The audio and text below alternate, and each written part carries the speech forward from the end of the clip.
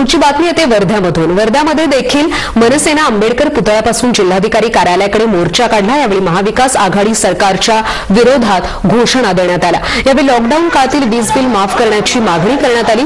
मनसे कार्यकर्त्यांनी डोक्याला काळ्या पट्टी बांधून सरकारचा निषेध केलाय।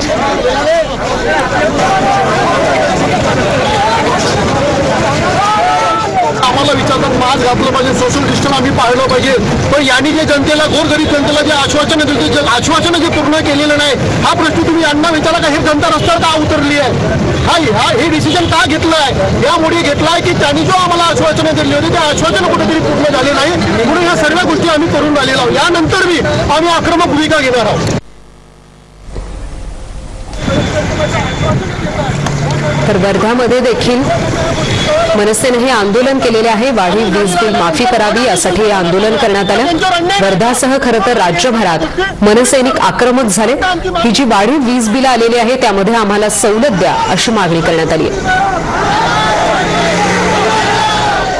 आज मनसेच्या वतीनं वाढीव वीज बिलांविरोधात राज्यस्तरीय